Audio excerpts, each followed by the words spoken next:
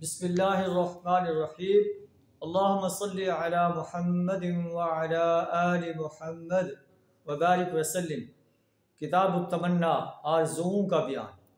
अन अनस रज़ियल्लाहु अन्हु क़ाल लौला अन्नी समिअतु नबिय्य सल्लल्लाहु अलैहि वसल्लम यक़ूल ला ततमन्नउल मौत लतमन्नैतु।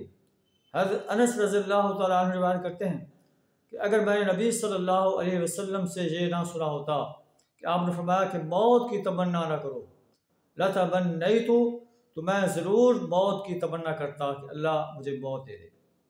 हज़रत अबू हुरैरा रज़ियल्लाहु तआला अन्हु रिवायत करते हैं कि आप सल्लल्लाहु अलैहि वसल्लम ने फरमाया ला यतमन्ना जन्ना अहदुकुमुल मौत, रवाहुल बुखारी, कि तुम में से कोई एक मौत की तमन्ना न करे।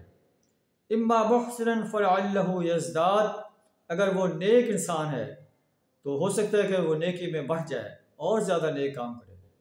व इम्मा मुसीअन, अगर वो गुनाहगार है, ख़ताकार है, फलअल्लहु यस्तातिबु, हो सकता है कि अल्लाह ताला उसे तौबा की तौफीक दे दे, वो तौबा कर ले।